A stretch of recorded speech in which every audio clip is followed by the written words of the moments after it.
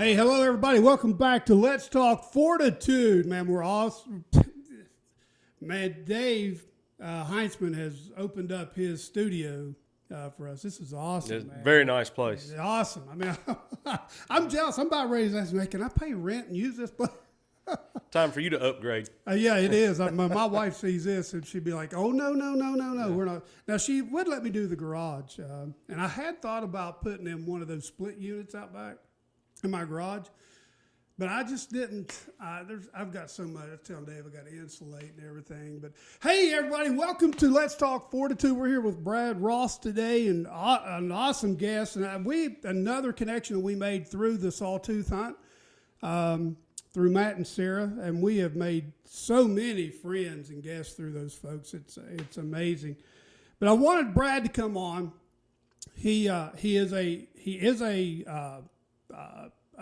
business owner now. Went up and saw it. He's actually in Richfield, yep. which is just up the road from Gold Hill. That's right. I keep getting all that mixed up. That's right. And he's got the corner on the market up there.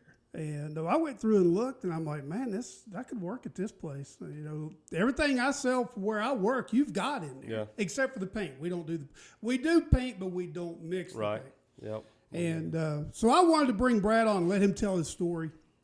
And usually, Brad, what I do is real quick. Let me do this. Let me give us a quick ad read here, real quick, and get us off going. So if we get into something, then I won't. Absolutely. Why didn't that thing start? We're real here. I mean, that's just... Is what it is. There we go. Now I got my timer on. Welcome to podcasting, ladies and gentlemen.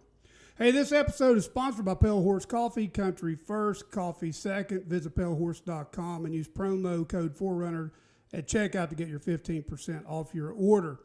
Sometimes it's hard for us to find our motivation and drive. Sometimes we just feel like death. That's where Pale Horse Coffee can save you. Veteran owned and operated, Pale Horse Coffee roasts each one of their gourmet blends in-house and ships them straight to your door, and we're going to help you out. Right now, if you use promo code Forerunner at checkout, you'll get 15% off your order. Insert personal endorsements, only 2 to 3 sentences. So head on over to thepalehorsecoffee.com and use promo code Forerunner at checkout for your 15% off your order. When you feel like death, Pale Horse Coffee. And they just opened up their second location there in the Chesapeake area. Brad, welcome, buddy. Well, thank you. It's my pleasure and an honor, and I appreciate you asking me to come on. It's, man, what you all do, it's a collective effort of what everybody does with Sawtooth. I mean, it seems like Chad said, man, we got to do one of these every month. Yeah. I mean, the contacts that we got out of that was awesome. So I know that you're an NC State grad, and I know that you own your own business there at Southern Outdoors. What was your childhood like? I mean, because, I know you love to hunt. I mean, we all come in talking to David. And again, thanks to David Heinzman and Hands of a Sportsman for letting us use his studio today. And we're going to have Dave on later. But is there something about your childhood that played a huge part in the love of the outdoors? Was there somebody? Well, growing up, my dad hunted, fished, whatnot, and I've always enjoyed tagging along, and just like I say, grew up and developed that passion and that love for the outdoors. But I think probably what instilled more of a I don't know whether to say the drive, the motivation, the work ethic is, I say growing up, in the country, growing up on a farm. There's chores, there's responsibilities, and it's not just go feed the dogs. Yeah, I had to go feed the dogs, but back when I was like 5, my dad got poultry houses. Started out with turkeys, and then that ended up later transitioning over to chickens. But going in there and having to hand feed day old, week old poults and stuff. I mean, growing up on a chicken farm, turkey farm, I mean, as those birds get bigger, you're walking through there picking up dead birds. I mean, I can remember fast forward on through, like I said, growing up, having to do all that. But my senior year in high school, everybody was like, oh man, we're going to get an intern. We're going to get to leave school at lunchtime. Yeah, I left school at lunchtime, and I had to go walk through a chicken house and pick up, dead birds. And then try to shower and get back for baseball practice. I was active in the sports and all that type stuff. But, I do think that sort of helped instill a work ethic, in me. And then, like I say, the love for the outdoors is something I've always had. But like I say, the growing up on a farm where there's work to be done, and, it didn't matter if it was what day of the week or what holiday it might have been. What's got to be done's got to be done. You just have to roll your sleeves up and get it done. That's awesome. Yeah, whenever I was, all my family hunted. My dad hunted. My dad would always take his shotgun when he got off work at the coal mine. He was right there in the mountains anyway, so he'd go squirrel hunting. My uncle probably took me squirrel hunting more than my dad did. My dad just worked so much that in the coal mine, he just didn't have a lot of time. My uncle drove a truck for UPS, so he had a little bit more time. And I was actually the bird dog, or not bird dog, but the rabbit dog for my Uncle Donnie and his brother Mike. Yep. I was put in every briar patch, every brush pile there was, and I wasn't carrying a gun. I just got to go. Yep. But it was, but as I got older and was able to hunt on my own, I was telling David, my dad used to tell me when I was a teenager that I was the only person he knew that could kill more rabbits without a gun, or kill more rabbits without a dog than a guy could with a dog. Right. I just knew because of going out with my Uncle Donnie and his brother through those years. I just knew where they were, I'm like, I guarantee you there's one there, boom, boom. I mean, I could kill a rabbit easier than I could kill a squirrel. Right. How about that? And in West Virginia, let me tell y'all a secret. In southern West Virginia, you never shoot a squirrel below you. You always shoot them above you. Because if you shoot them above you, they're going to fall at your feet. You shoot them below you, you're going to the bottom of the mountain. They're going way on down there, yeah, absolutely. So, I fished, and again, I fished, man, I have walked the Greenbrier River, in West Virginia, the Little Coal River as a kid. Spent many a nights fishing on the riverbank. So, your degree that you got at NC State, what did you go to school for there? Well, coming through high school, to be honest with you, if we look back to my, junior, going on into my senior year, time to apply for colleges, NC State's the only college I applied to. My parents was like, well, what happens if you don't get in? I'm like, well, we'll figure something else out, but that's where I wanted to go. That's where I had my sights set on, and, it all came to fruition. But at the time, growing up on a farm, we had cattle and stuff like that as well. I was talking about the poultry a while ago, but we did have cattle. My dad always had horses and stuff, but we didn't have a large animal vet in the county I live in, which is Stanley County here in North Carolina, and didn't have a large animal vet. And I said, I'm going to go to vet school. You get on through your senior year of high school, and you start looking at that and applying to look at the 4-year program at NC State for animal science. Well, then you've got to graduate that and then turn around and reapply to get into vet school, which is another 4 years. And, so you're like, man, 8 years, 4 years of animal science, 4 years of vet school. And that's if everything stays on track. And, I ended up talking myself out of 8 years of school. I just didn't see that being in this country boy right here. So, anyhow, what I ended up doing is up at NC State, they have what they call the Ag Institute. It is a very hands-on, course where they call it, like I say, the Ag Institute there, and it's a 2-year type degree. I ended up going 2.5 years up there. Excuse me.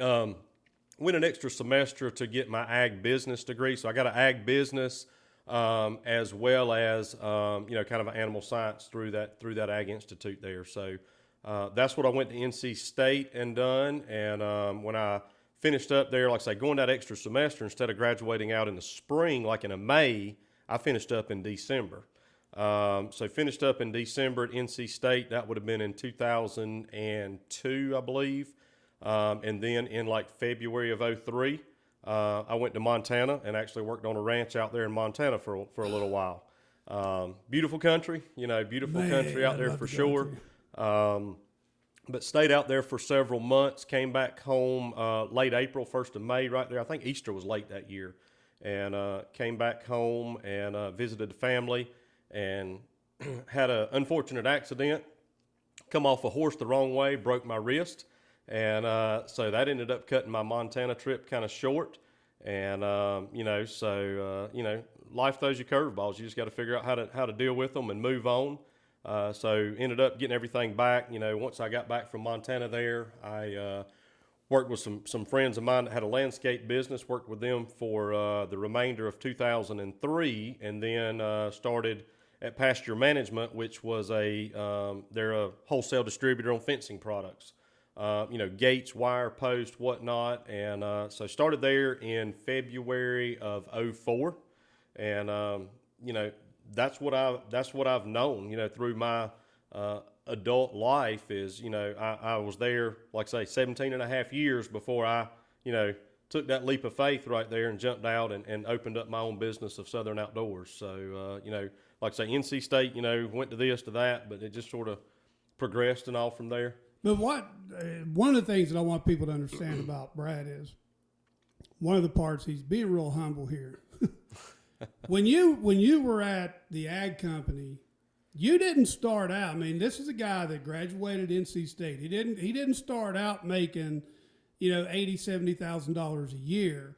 Where did you start out with that company? And tell how you worked your way through over what? How many years did you say? 17 and a half years of being there, yep. So start out with where you started. And this all comes back, I want everybody to know this, that this all comes back, I believe, to the way that Brad was raised. A great work ethic. Things aren't just given to you.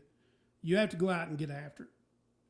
And, you didn't use chicken houses or chicken coops or, cattle or, being raised on a farm where, other kids may have had all this other stuff and big fine cars and all these gaming stuff. You didn't use that as a crutch to feel sorry for yourself, but you learned a work ethic that propelled you.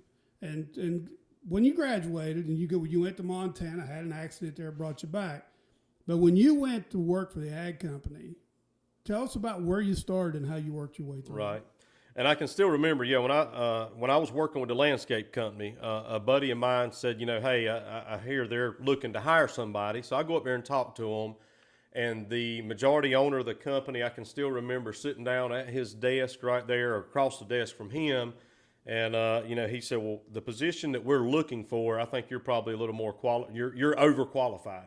We're looking for this person. And, like you said, the pay will be right here. And I said, well, look, I'm still interested, and I knew that, longevity, the more you stick with something, you invest into it, you get out what you put into something. Exactly. Doesn't matter what it is in life, you're going to reap what you sow. So I said, well, look, I'm still interested, even after he told me, look, you're probably overqualified. So really, I started out, the first few weeks in there, I was helping, I swept the warehouse floors. I helped pull orders, that was going to be delivered, shipped out on trucks. And then they got me, like I say, with this being a ag business, they repaired fence chargers and all, electric fence boxes. They had me in there learning how to repair those. So there's been multiple times I was sitting there on a workbench and have gotten shocked, from imagine that, repairing, electric fence chargers. So, but no, from working in the warehouse to repairing chargers to then they actually had me go get my CDLs. And I actually done some deliveries and, so I've been all over the Southeast on that type stuff. But then we had after a couple, 3 years into it, a gentleman left that was doing the inside sales. And, that's when they came to me and said, hey, look, doing a pretty good job. You're learning the ropes good. Would you be interested in this inside sales position? So, I said, well, sure. And, took that role and the inside sales positions. I was going to different trade shows, there again, all over the Southeast from Louisville, Kentucky to Southern Georgia, down there in Moultrie, Georgia, some different ag shows that we would go to. But the inside sales then later ended up leading into me taking an outside sales position. So, it's not like I came in looking to be right at the top. I literally came in, down here at the bottom end and just continued to work at it, and the drive and the motivation. And, after 17 and a half years when I left, I was the longest tenured employee they had. So, to leave something like that, that you get comfortable in, that you get secure in, it is a tough decision for sure. But no, like I say, started at the bottom, worked my way up, and, went from there. This is a great place to take a quick break.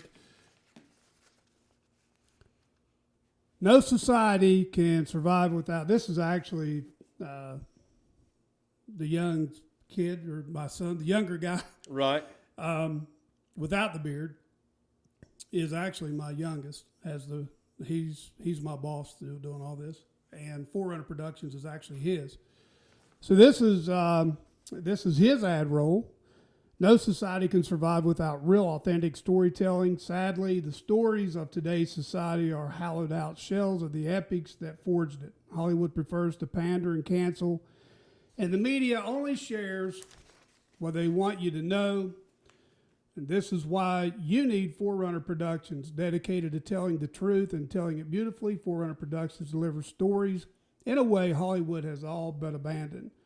With 5 different podcasts, weekly articles, and book publications, there's no place in the entertainment world that Forerunner Productions is afraid to go. Be sure to search Forerunner Productions on YouTube, Spotify, Apple Podcasts, or become a supporter by going to www.forerunnerproductions.com. And if you want the truth and you want it beautifully, if your encouragement and inspiration, if you want the best stories ever told, Forerunner Productions is for you. Again, that's Forerunner Productions on YouTube or any podcast platform, or forerunnerproductions.com to become a Forerunner today. He does great in active duty service.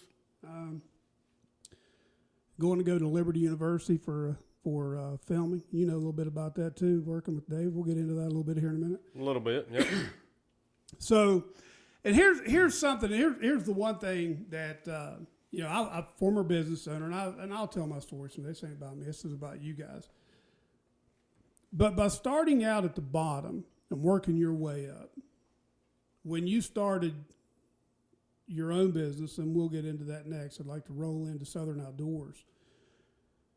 And I'm sure over the years you're going to see that young kid that comes in that thinks he ought to start out at the top. Oh, yeah. And thinks he's too good to sweep the floors or take out the garbage, or go out in the snow or the sleet or the rain and put a fence gate up on somebody's I worked at Southern States up in West Virginia, in Morgantown, when I first got out of the military. I worked part-time there, worked the warehouse, and went to school at Fairmont State. So I know. I mean, when you're dealing with feed and you're dealing with farm and you're dealing with cattle and the gates and the posts, and it can get overwhelming. So when you decided to leave the ag company and start your business, how did that all start to come to fruition? Well, where it sort of started, I know you mentioned about, me meeting up with David and the video production type stuff. We had a show that was going, and, by this time with the company I was with, I was doing the outside sales. I was on the road traveling, and to be honest with you, I was in a farm supply store down in Central Georgia, down near Perry, Georgia, south of Macon. And walk into a store, been in there several different times. We get to talking hunting and all that. And they're like, well, you need to get in touch with my dad. I'm like, okay, well, who's your dad, And got this deer feed business. And I'm like, okay, well, I'll go talk to them, going to try to get them to do a commercial with our TV show here. And so ended up meeting with the guy, and I say long story short, he ended up doing a commercial. I used their product on this deer feed and was very, very pleased with it. Started to use it the following year, and that's when he asked me about distributing it up in the Carolinas. And I was like, look, I've got a full-time job, so I don't know that I could really devote a whole lot of attention to this. I mean, it may be something I could do a little bit on the side, but secondly, we can't ship this feed up here from Central Georgia or South Central Georgia. Too much freight and all that involved. So ended up having a meal here in North Carolina, started making the feed for us. They had a pellet machine, so they started making it. Well, when I jumped into that is when I had to then come up with a name and a North Carolina resale number and a FEIN number. So that's where the name Southern Outdoors actually developed. Was through the supplement, deer feed that's called Antler Extreme right here. We'll put the link in the. We'll make sure we put the link in the description below for that as well. Okay, yep. But Antler Extreme on its supplement deer feed got me going with the name Southern Outdoors. Got tax numbers, FEIN numbers, and I was still full-time employee with the company I was working for there, kind of done this on the side. I always felt like I could do a little more with it, but there again, I had a job that I had to be committed to, devoted to. But it still continued to grow over there. We started that in 2018. 2019, our sales on the supplement deer feed was higher than 18. Same thing for 2020. And to be honest with you, the Southern Outdoors, that's where the name started and all that. But I've always sort of, dabbled a little bit of always wanting to be an entrepreneur on doing things. Back we talked about when I started at pasture management and working our way up. Started there in 04, 05. I was doing side jobs. I was building fences on the side. People, the fence company, do y'all install fences? Well, no, we don't. But, that got me into, hey, I can do that, So I actually started building fences back in 2004, 2005, kind of as a side job, and then just got to where I was too busy, didn't really have the time to do that. But like I say, so Southern Outdoors, started with the supplement deer feed business, and couple years into it, I had thought about wanting to open up a storefront or do something on my own. But there again, the company I was working for, great company, committed to growth, made good money. It was tough to leave. But what I noticed and what I started finding over the last couple of years is when a buddy would call, man, what you up to? Well, I'm down here in low country of South Carolina. I'm in Northern Virginia. I'm just staring through my words got to be staring through the windshield of this truck. Yeah. Where are you going to be at tonight? Well, I don't know. I'll be somewhere in a hotel tonight. Well, I've got a wife and 4 daughters at home. That's a full-time job in itself right there. Not to mention all that, but my wife works full-time and stuff as well. And, I wanted to be at home more. I wanted to spend more time there at home and not be looking through the windshield of that truck or, spending the night there at that hotel room. Now, don't get me wrong. There's times where the kids are being, crazy, and it's like, man, it's nice to get away right here. But, like I say, just was tired of being on the road, and that's sort of what drove me to wanting to open up my own business and jump into this endeavor, so to speak. And something else that I say that I talked about a couple years ago when I started thinking about doing this. There was a lot of prayer and a lot of thought put into this. All right, so the building that we're currently in is I've bought it from my uncle. And at the time he said, well, look, I've got it leased out to a guy, and he's got it leased through April of 21. I'm like, oh gosh, that's 2 years from now, or a year and a half, whenever it was. And, so what I look back on that, John, and think about is I said, look, it wasn't the right time.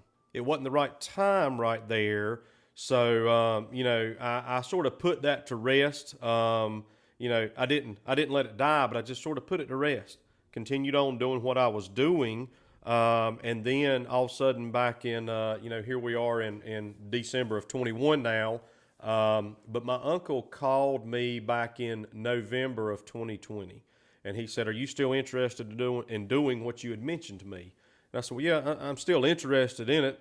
He said, "Well, the guy that's currently got this building leased, his lease runs through April. He wants to renew his lease, but if you're interested, we'll work a deal out here." And so he said, and he's pretty straightforward. He said, "Look, not going to terminate his lease just to turn around and lease it to you. If you want it, you're going to have to buy the building." And I was like, "Oh, that's a bigger pill to swallow than I was thinking right here off the get go." But there again, a lot of thought, a lot of prayer, putting trust in everything and all that. My uncle was actually willing to do an owner finance. And so that did help out right there. And that was sort of a kick in the rear end and a little bit of encouragement to, hey, go ahead and go for it. Maybe 2 years ago, year and a half ago, it wasn't the right time, but now, he's willing to do this. There's a few things that just sort of fell into place. to where it kind of opened my eyes up and said, hey, take that leap of faith and go for it. I had even sat down with our pastor at church, had lunch with him, and we talked about things. And he said, when the fear of not trying at all overcomes the fear of, well, what if you fail? You can pick yourself back up and find something else to do. But 20 years from now, you can't look back and say, well, what if? Why didn't I ever try that? If it does fail, at least you can say, you know what, I tried, and we saw what happened right here, but I can move on. But if you never tried at all, you can't pull back on that. So, hey, I want to give a quick shout out to Cremoso Cheesecake Company. Jason is how I met Matt and Sarah. Jason works for the city, and so they have dealings together there with what Matt does and what Jason does. And Jason he's become a very good friend of our family, and he was adopted and was raised on the mission field in Africa. And he and his wife have a cheesecake truck it's amazing. It's a food truck. It's cheesecake. It's amazing. It really is. But for anybody if you'll go to Facebook, go to Cremoso Cheesecake Company and follow them, and they give updates. They're down right now because of winter. But if you'll follow them, you'll get updates each week of where they're going to be, the different events that they do, and you will not be disappointed. He has different cheesecakes for different seasons. So anyway, go check out Cremoso Cheesecake Company. And thank you, Jason Hubbard, very much for what you mean to us and to Forerunner. Well, now that we're back on track, so now you've got the building. That was just getting the building was a big step. Oh yeah, absolutely. And just so everybody knows, I was able to go up and visit with Matt. And I don't think I told you this, but I had done the podcast with Bradford. And through that, then became friends on Facebook with Sarah and Matt and Bradford and Miss Ruby. And so watching their Facebook posts, you popped up. I'm like, because for the longest time, I thought maybe you were related to all them. So I was able to watch on Facebook the beginnings, or when you started posting stuff about you all getting ready to open and this and that and the other. I was mesmerized, man. I'm just going to tell you. I was like, I kept waiting for an update. Yeah. And that's when I went on there and I said, man, I have got to come up and visit. I got to make a trip up there. And because I'm a big proponent of supporting small business, having a small business of my own. I know the importance of it. And that's a big part of what this podcast is about letting people know the American dream is still alive and thriving today. Regardless of all the crap that's going on out there in the world that's about to drive all of us crazy, we can't take our eyes off of the mission of this country. That there are still millions of people that love this country, still believe in what this country means, and that the American dream of being able to own your own business and be successful is still alive. Mm-hmm. So pick back up now where you had purchased the building from your uncle. And I was talking about timing and all that type stuff as well, and the building. But with what you're talking about, the American dream being alive, who saw 2 years ago? Who saw coming what we're enduring right now with the whole COVID type stuff? Talking about blindsided, a slap in the face, and all this type thing. To be honest with you, when all that took place, and here I am, we opened up. So my uncle had asked me about this in November. Kind of committed to doing that. Election years, you never know what might take place. So we had an election, that took place in November of 2020.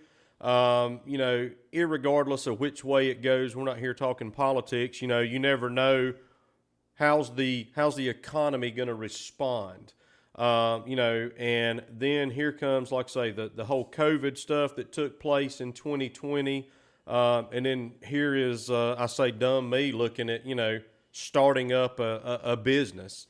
And then, I start having those doubts or those fears. Is this the right time?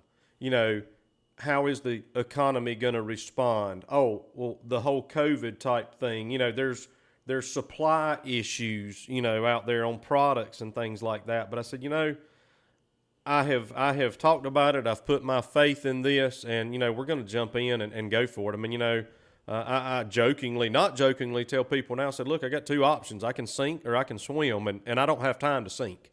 We're going to fly. We're going to make it work right there. So, like I say, big leap of faith, but we acquired the building, before I got the building, actually, and I had sort of decided we were going to jump into this. I started, looking for shelving that was going to have to be put into this, into this building that we've acquired.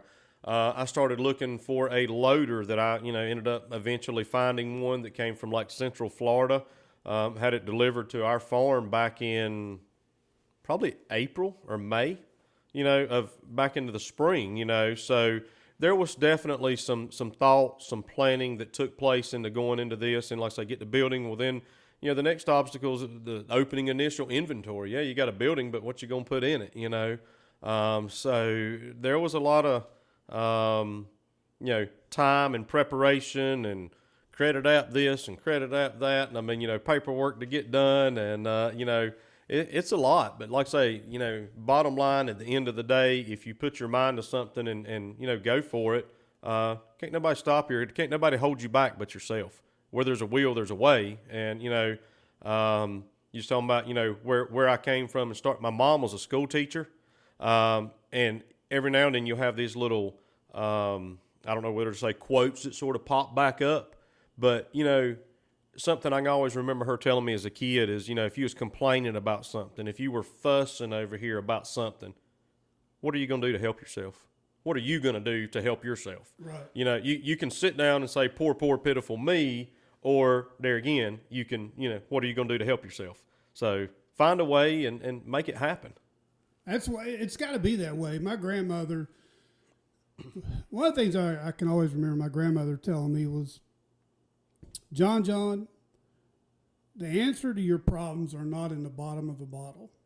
And it didn't dawn on me until I got much older why she said that.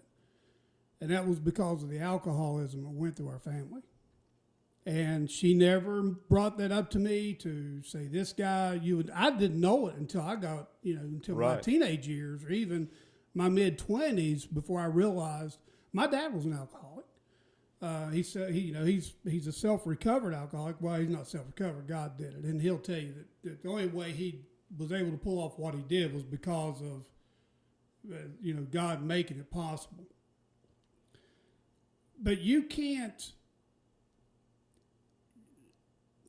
my wife could probably file for disability if she wanted to. Her arthritis is that bad. But she looked at me one day. It's been about 2 years ago. She looked at me one day. She said, I wasn't raised like that. Now, there are people out there who snub their nose at that. Oh, no. It just means she was raised with a work ethic that you work and you earn what you get. You don't just go let somebody look for a handout for somebody to give it to you. Now, there's people out there that need that. Don't get me wrong. Absolutely, yeah. And it has its place. It's the people that abuse it that really tick me off. Yep. And that's crazy. Man, it's awesome. Let me tell you something. If you've ever been to Southern Outdoors in Richfield. Richfield, yes, sir. In Richfield. North Carolina, you've got to go by and see it. And we'll put the link to the Antler Extreme. Antler Extreme. We'll put that in the links below. I want to kind of change direction a little bit. How is it that you come to know Matt and Sarah? Has that been a long? Because you were raised in this area, right? I was, yes, sir. So, yes, sir. And kind of talk about how long your involvement, with Sawtooth, because that's actually, really where we met. Right. Was through the Sawtooth. Yep. So growing up in Richfield, I always knew about, BRS, which is what the Beringers have up there. But probably back when I was, I'm going to say 10 or 12 years old, definitely no later than my early teenage years, but I really want to say probably somewhere in the 10 to 12-year-old range, my parents had decided to make a change in the church that we were attending. And we started going to Mattins Grove Church. Well, that's where, Matt and Bradford and all of them go. And that's really when I got to know them. So I've known them as a child growing up, and then on up through my teenage years, when Matt's kids were born and all that type stuff. So I can remember, I guess it would have been back in, I can't remember the first year of the Wheeling Sportsman Hunt there at the Sawtooth Oak Farm was in 2007, I'm wanting to think, or 2008. Might have been 08. I can't remember exactly, but I can remember the year before they started that, I actually went down to the low country of South Carolina with Matt we hunted and we done some work, but he ended up helping a gentleman down there by the name of Julian Omer on a hunt down in the low country of South Carolina. And that's when they started talking to Matt about starting up, what he's obviously developed and doing now with the Wheeling Sportsman. But that very first year since 07 or 08, I think we had, 9 hunters that first year. And now there's 65 or 70, 70-plus type hunters.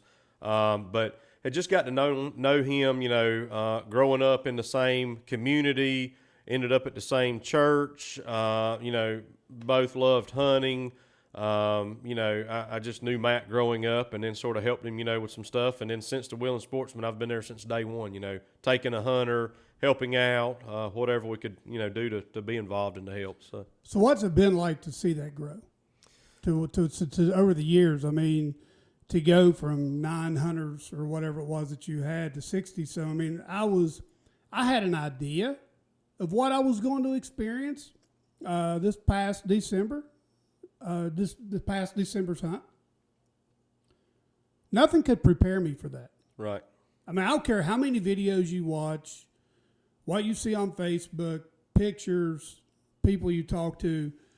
You can't really absorb it until because people like you and Dave and Kristen Kiger, that you guys that go out and you guide these hunts, Olivia Williams, Chandis. That's just a few that I know. Excuse me. To go, what I see when I went there is it's just people, you can see their hearts exposed, because you don't go to get anything from a hunt like that.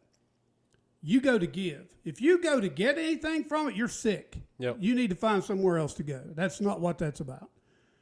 If you're there to promote yourself or something, no.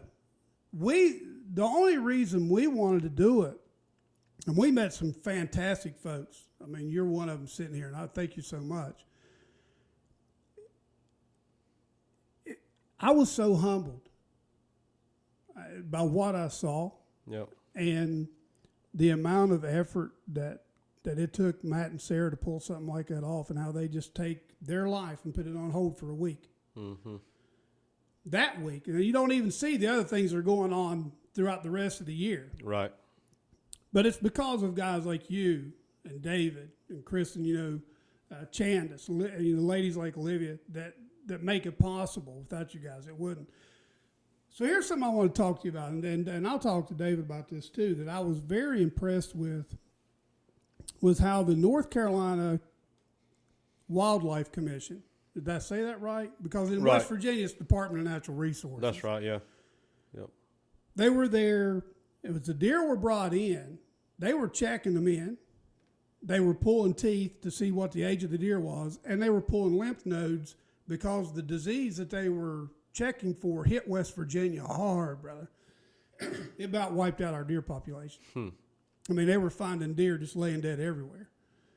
So I was very impressed by that. And the guy that I talked to with the North Carolina Wildlife Commission said it's his favorite event of the year.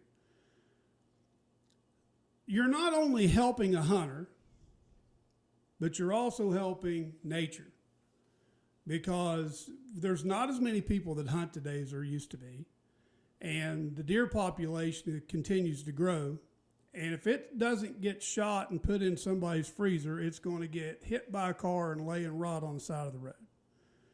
Or like I said, a disease comes through and nature takes its course. Exactly. Because you take your chickens and put them in a coop and you never thin them out. Eventually they're going to develop a disease. Oh, yeah. Because they just overpopulate. They just, it's not good. But I appreciate that and what you guys have done. I know that you've got somewhere you need to be. I got a couple quick questions. My back is off the wall a little bit now, though. Oh, it is? Yeah, Oh, okay, yeah, so okay. I Shoot. did. We took care of that last night. Because one of the things I wanted you and David to know is I tell all my guests, we shoot for 45 minutes to an hour, but I don't ever want anybody to feel rushed. Don't skip something because right. I'm on your time. And I appreciate you guys, taking the time to be here. But what I'd like to do is throw some I usually write these down, but they're quick fire questions. Yep. So I'll give you 4 or 5 of them, and they're easy. They're nothing. So as a youngster, what was your favorite animal to hunt? Deer. Favorite weapon of choice?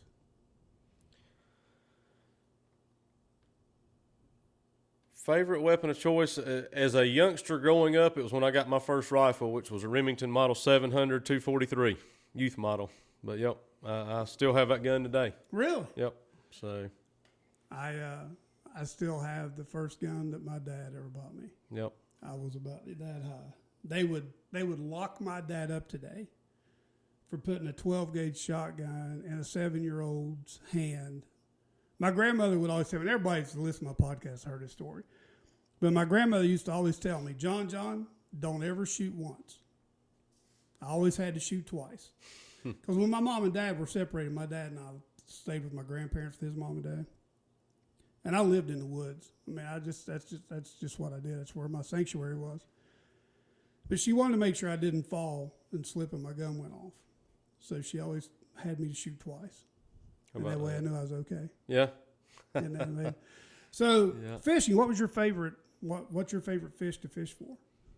Growing up in the area I grew up on, we done a lot of bass fishing, and I didn't have a boat or nothing like that. I was jealous of the ones that always went to the lake and all that. I was the one running around all the farm ponds, So, but we could catch some pretty good bass. I mean, we caught several over 10 pounds, out of some farm ponds, and once I turned 16 and had my first truck, and next thing you know, we had us a 10-foot John boat in the back of that truck, and we was hitting up the farm ponds.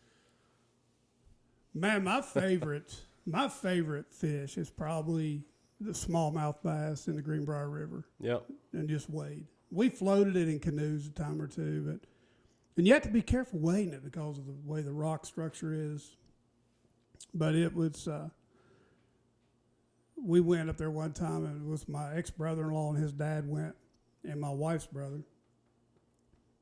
And we cleaned the fish right there in the river while his dad went back with a huge cast iron skillet over an open fire, made fried cornbread and fried potatoes, and we fried that fish. Man, there ain't nothing ever tasted like that. I've never had anything like that. What would be if you had a favorite vacation spot, what would it be? I do like going to the beach. Not going and sitting on the beach, but once I got to be, I'm gonna say 18 or so, I did get a smaller John boat, and I like going and fishing in the backwaters. So I do like going to the beach, but fishing for drum, trout, flounder, things like that. As far as a vacation is concerned, now that's more thinking about the typical vacations. Now, I definitely like to take vacations in November, and go somewhere out to the Midwest, deer hunting or something like that.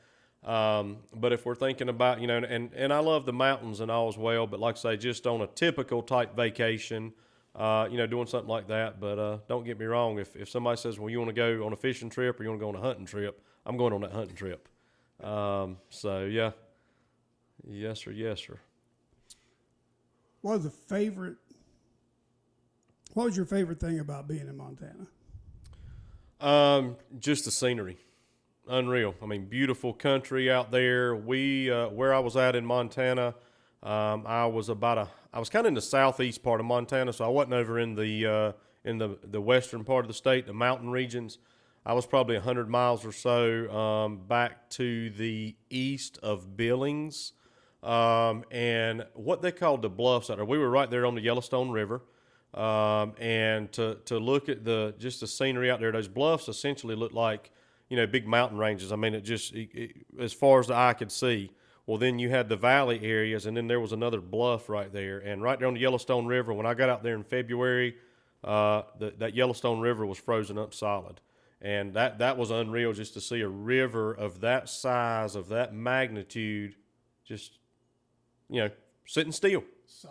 Solid, yeah, not moving, But then when I'm trying to remember, I guess it was on into mid-late April, right there as temperatures started to warm up.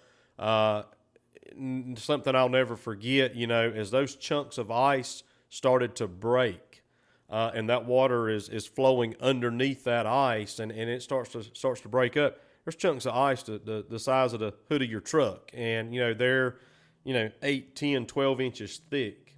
Yeah. All right, well, these chunks of ice hit a bend, in the river, and they start to hang up right there and sort of, create a dam essentially. Well, that water backs up. I mean, we had to move cattle up out of the bottoms down there, because the guys had experienced it out there before. And he's like, look, when that river starts to break, we're going to have to watch it closely. And if we start to see those, the ice, jam and lodge up in those bends, we've got to push these cattle out of here. Wow. And I mean, it was a neat experience, growing up here in North Carolina, on a farm. We needed to get the cows up. We would call them, or we might take the four-wheelers out there and get behind it.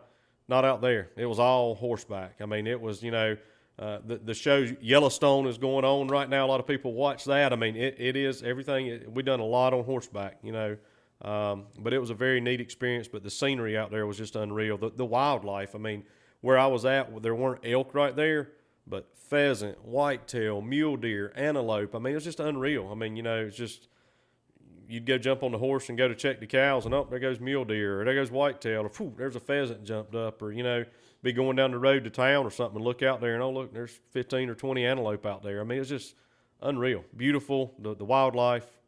One of these days, I'm going to do a hunt out there. Absolutely. One of these days. So when I was in the military, and when I was in the Navy, some of the most beautiful nights I've ever seen was out on the ocean when it was pitch black dark but not a cloud in the sky. So I can only imagine, because they always talk about the Montana skies. Beautiful. The sunsets, and I mean, what the nickname of that state is the Big Sky, Yeah. So yeah. So I guess I was going to, this is one of the questions I ask everybody, is if you could view a sunset anywhere in the world with your wife, where would it be? It would be hard not to say sitting on one of those bluffs out there in Montana. Now, you look across the shorelines, the coastlines, but you go out there, it's unreal. I mean, the colors that the skies can light up, the oranges, the pinks, almost like shades of magenta and purplish looking. I mean, it's just unreal. But after going out there, I'd be hard pressed not to say sitting on top of one of those bluffs out there in Montana. Man, that's awesome. Well, before I let you get out of here, another question I ask everybody: if someone was thinking about opening up a farm supply or hardware store, something like what you're doing with Southern Outdoors, any advice you'd give them today? Don't jump in too quickly. I mean, put a lot of thought, put a lot of, prayer into it. Bottom line, I prayed about this. My wife and I prayed about this. And like I say, Brad wanted to do it, year and a half, 2 years ago. that wasn't God's timing. That was what I was wanting to do. So like I say, I sort of set it to the side, didn't totally kill that idea or nothing like that. And then, when my uncle comes back to me and says, hey, look, here's what's going on, and then he's willing to do this. And then there was a couple other things that sort of, where it seems like the tokens, the pieces, the chips sort of fell into place. That was, like I say, answered prayers on things. Garth Brooks wrote a song about unanswered prayers right here, thanking God for unanswered prayers. Well, there again, it's on his time, not ours, And if I would have just said, you know what, we're going to do this, and I even looked at a couple other buildings, and thought about it, and I was, they was wanting to rent this, and the rent was a lot higher and things like that. But don't do anything, just sporadically, so to speak. On things like that can be a life-altering, a life-changing type, endeavor. Put a lot of prayer, put a lot of thought into it. I can still remember, and there again, a couple of years ago, I'm gonna say my wife wasn't 100% on board. But then after our last two kids that were born, we've got one that'll be 4 coming up here in January of 2022, and then we've got one that just turned 2 in this past September. And a couple of years ago, it wasn't right timing, and I didn't know that at the time. And I think there's a lot of things that happen in life in general that we question why, and some things we want to know right now. We want to know immediately, but some things aren't for you to know, immediately. Some things you have to, sit there and learn and grow into it, and whether it's mature into it or whatever. But, if you're looking at jumping into something, put a lot of prayer, put a lot of thought into it, and, do your due diligence on there, and make sure that, what you're jumping into is, something that can sustain itself. But like I say, it was a lot of prayer, a lot of thought on that. And, I had to have my wife on board. I mean, without that, I wouldn't have been here either. So, I can attest to that. And there'll be your... Really? But that's all right. We'll figure out something here in a minute. Well, everybody, Matt, Brad, he'll cut it out. Yeah. Brad, thanks so much again for coming. Absolutely. And like I say, I appreciate the time and you asking me to come on here. And, if you're thinking about something, go for it. One thing that we've done is tried to be as diversified as well. And you saw that when you came in there. We're not just this, we're not just that. I mean, from paint, electrical, plumbing, nuts, bolts, fencing, deer feed, whatever. I mean, we've tried to be landscape supplies as diversified as possible. But, there's not but one thing that can hold you back in the end, and that's yourself. So if you want something, if you're willing to put forth the time, effort, sweat, energy, ain't nobody can hold you back but yourself. Exactly. So awesome. Well, hey everybody, thank you for joining, and we hope you enjoyed this. And thanks again, Brad, so much for coming. And we'll catch you in the next one. Thank you.